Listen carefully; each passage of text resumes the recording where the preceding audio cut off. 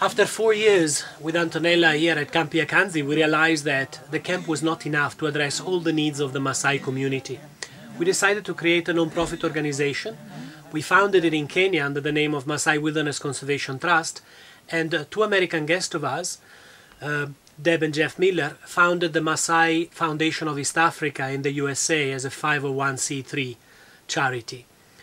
The foundation is addressing the Maasai needs in 3 different sectors. In the sector of conservation, we are employing Maasai Game Scouts to make sure that the conflict between wildlife and livestock are as minimal as possible.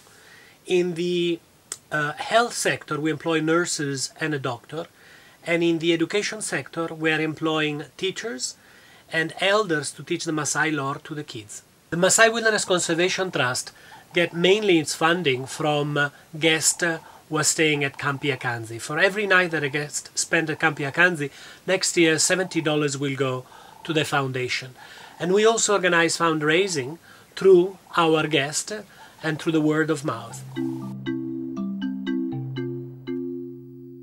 The aim of the Maasai Wilderness Conservation Trust is not only to help the Maasai of the reserve where we operate, but to try to address the issues of the entire ecosystem. We realized that we were protecting wildlife inside this reserve, and the same wildlife was in jeopardy outside of the reserve. The ecosystem is quite wide. It's a corridor between 2 national parks, Amboseli and Tsavo. It's about 1.2 million acres. Our reserve is 280,000 acres. We are already working hand in hand with a nearby reserve of 300,000 acres. Together we are already 50% of the ecosystem. So our aim is to protect the wilderness of the greater Kilimanjaro ecosystem.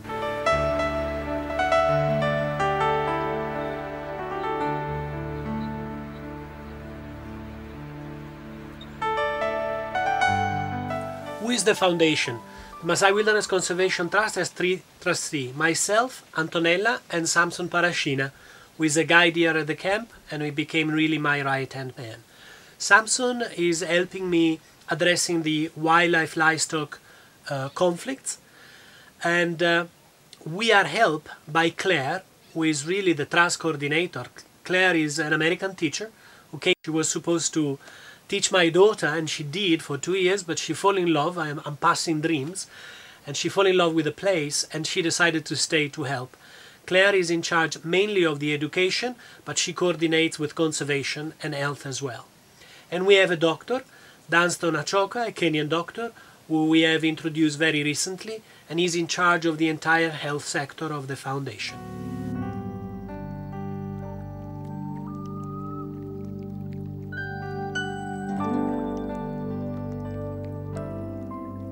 The Maasai Wilderness Conservation Trust started with only 12 people to begin with, Game Scouts. We have now 37.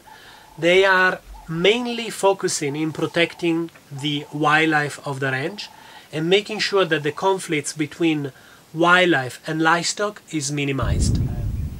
These are snares that poachers put in places where the wildlife is obliged to walk, and basically it strangled the wildlife. We have retrieved all these snares, and sometimes when we find them, we do ambush. We always make sure to destroy them, and we take them actually to an artist in Nairobi who makes very nice animal structures, so that we make sure that they are not reutilized. These bow and arrow were taken away from a poacher that was found up into the Chulu Hills, and they have led to the arrest of the poacher, and they were used as exhibit, and we made sure that he was sentenced. Part of these 37 Game Scouts are 6 Simba Scouts, Simba meaning lion in Kiswahili. In the past, the warrior was interested in killing lions. The warrior is a warrior during a period of his life that goes from circumcision when he's about 12, and it carries on for 10 years. We're now employing warriors to make sure that they become the guardian of the lions.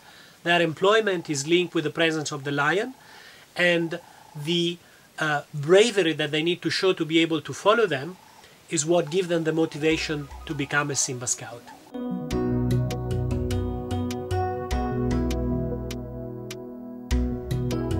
The most significant program that the Maasai Wilderness Conservation has is the Simba project. It's been financed by Edward Norton and by the Love Campaign of Cartier. Their support has been very meaningful to start this project. What is it? Simba means lion in Kiswahili. Very few people know that the lion is an endangered species. Numbers are appalling. 10 years ago in the entire African continent, the estimated population of lions was 100,000. Today we are remaining with anything between 14 to 18,000. It means we are remaining probably with 15% of what we had 10 years ago.